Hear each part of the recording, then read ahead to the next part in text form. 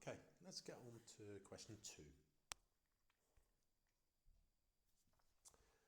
So, Zen uses a 4.2 centimeter length of nichrome wire to create a heating coil. The wire has a diameter given here in millimeters and a resistivity, and we're being asked to show that the rate of energy transfer by the heater when operating at 10 volts is approximately 20 watts. So let's start with the power equation. Power is potential difference times current. By substitution from Ohm's law, that can be written as V squared over R. So that's the formula I'll use to calculate the power. And we'll also need to know, therefore, the resistance of this coil of wire. So we'll use the formula that links resistance and resistivity. R equals rho L over A. So we've got to be a little bit careful here. A is not given. The area, the cross-sectional area of the wire is not given, but the diameter is. So that area is going to be pi r squared.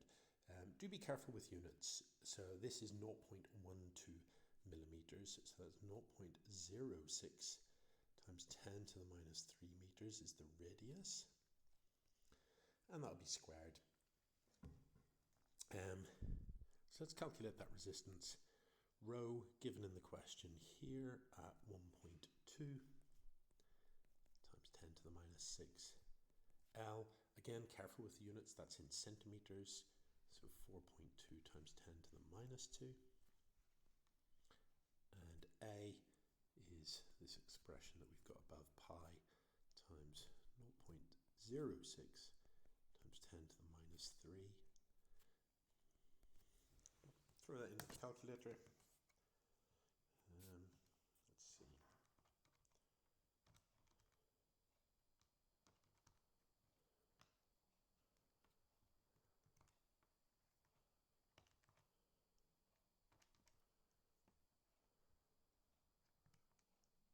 And that's given me a value of 4.46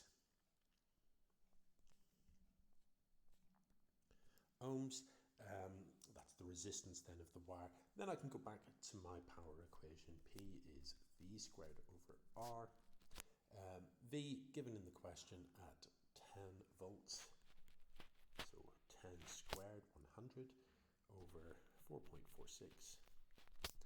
That is hopefully going to give me an answer somewhere in the region of what it says in this show, that 22.44.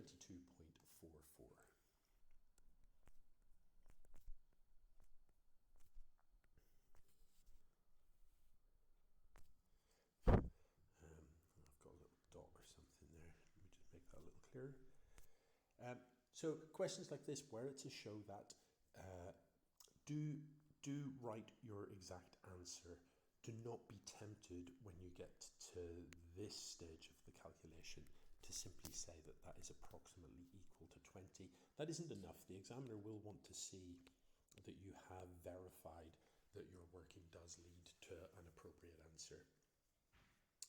If I simply write that's approximately 20, I'm that implies that I have assumed that it is correct rather than actually done the calculation.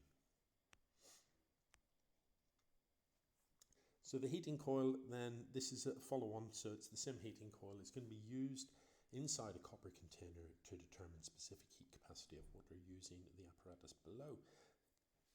Part I think this apparatus looks straightforward enough. We've got our power supply at 10 volts. We've got our heating coil submerged. We've got some sort of thermometer stirrer and a copper container. Define the specific heat capacity of the material. So it's a straight up definition for 2 marks. Definition of specific heat capacity is the heat energy required to raise the temperature of 1 kilogram of a material.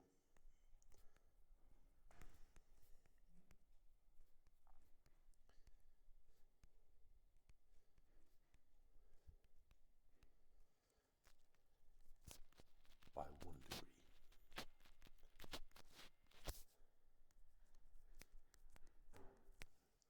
by 1 degree Celsius or 1 degree Kelvin. It doesn't matter which, since it's a temperature change. Okay. So this heating coil is going to be switched on for 5 minutes before being switched off. And we're given the following information, and we're being asked to determine, so basically calculate the specific heat capacity of water. So notice that we're given the mass of the copper container and we're given the specific heat capacity of copper. So what we have to think about here, normally our equation looks like this. Q, the heat transferred to a material, is equal to the mass of the material times the specific heat capacity times the change in temperature. What we have to be careful with here is that the total energy supplied will be shared between the water and the copper container. So we have to consider both in this case. So really what we need to do is first calculate the total amount of energy transferred. So energy going to be transferred is power multiplied by time. Our power from previous was 22.44.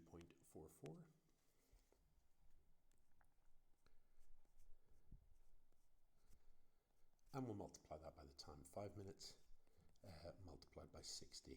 That time does have to be in seconds because the power is in watts, and 1 watt is 1 joule per second.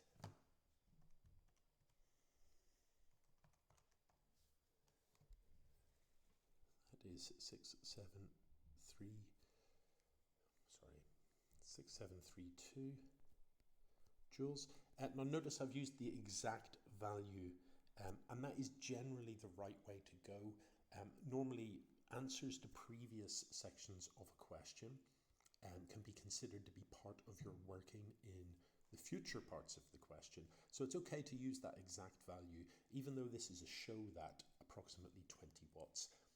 So this question has, it's been put in as a show that, so that you have got that 20 watt value that you could use in this later part of the question if you were unable to do that first part. We have successfully done the first part, so we'll use the exact value. The mark scheme in this type of scenario will generally accept either the show that value or the exact value, but it's better practice to use the exact value if you have it. So that's the energy. That's the energy being supplied. That is going to be absorbed by both the water and the copper container. So my equation is going to look like this.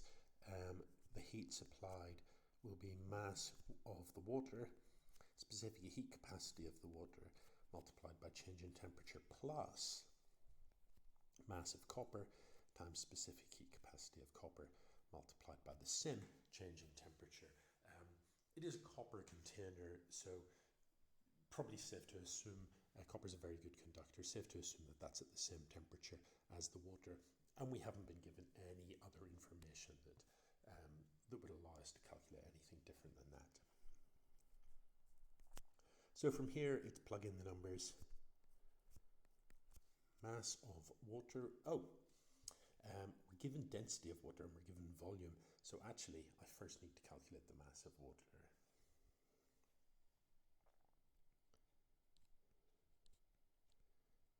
Sorry, I hadn't spotted that.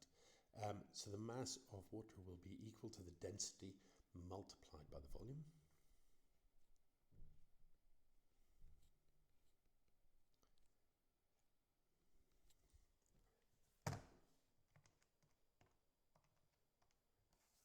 And that's 189.43. That will be a number of grams. So we will need to use kilograms because specific heat capacity is measured in joules per kilogram per degree C. So mass of water then 0.189 multiplied by the specific heat capacity of water multiplied by the 8 degrees, and then adding the mass of the copper container multiplied by its specific heat capacity multiplied by the same 8 degree temperature change, and rearrange, solve.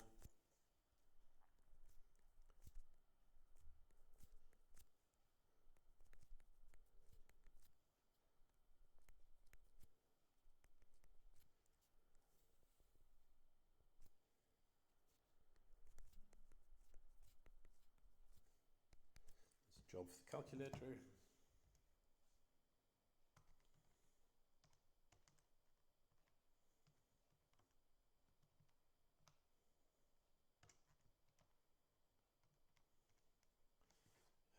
Four two nine two.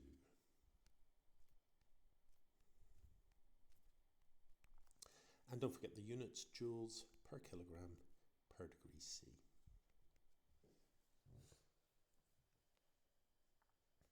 Okay, final part of this question then. Zane repeated the experiment, noted that the room temperature was 16 degrees. Before he started the heating process, he cooled the apparatus to 12 degrees C in a refrigerator. Discuss whether this is good experimental practice. So, room temperature at 16, and this person has cooled, Zane has cooled the apparatus to 4 beneath that. Now the temperature change in the experiment was 8 degrees. So discuss whether this is good experimental practice. And normally when I see discuss, I generally think to myself, well, I probably want to make a point for or a point against, that sort of thing. Is this good experimental practice? So what would be the effect of this? If the apparatus is cooler than room temperature, it will be absorbing heat from the surroundings. However, since it's going to warm up by 8 degrees, once it's above 16 degrees C, it's going to lose heat to the surroundings. Since it's going to go from 4 degrees below to 4 degrees above, you could suggest that the amount lost will be approximately equal to the amount gained, and that those two will cancel each other out. However, there's no guarantee it will work like that in practice. So only 2 marks here. I don't want to get too carried away, but I feel like the key points to make here are to explain what effect cooling this will have, and then make some statement about whether or not it's a good idea. So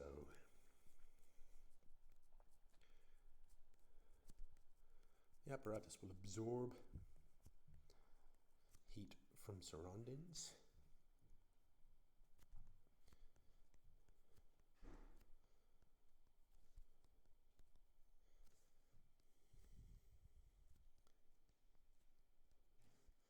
When below 16 degrees C, but it will lose heat to surroundings.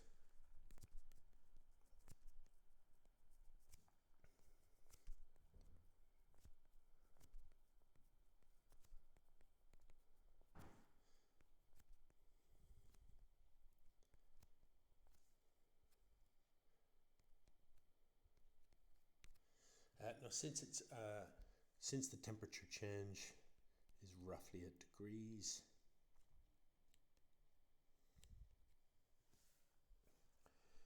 the heat absorbed might be roughly equal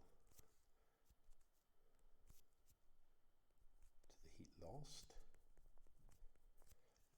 but there is no guarantee of that.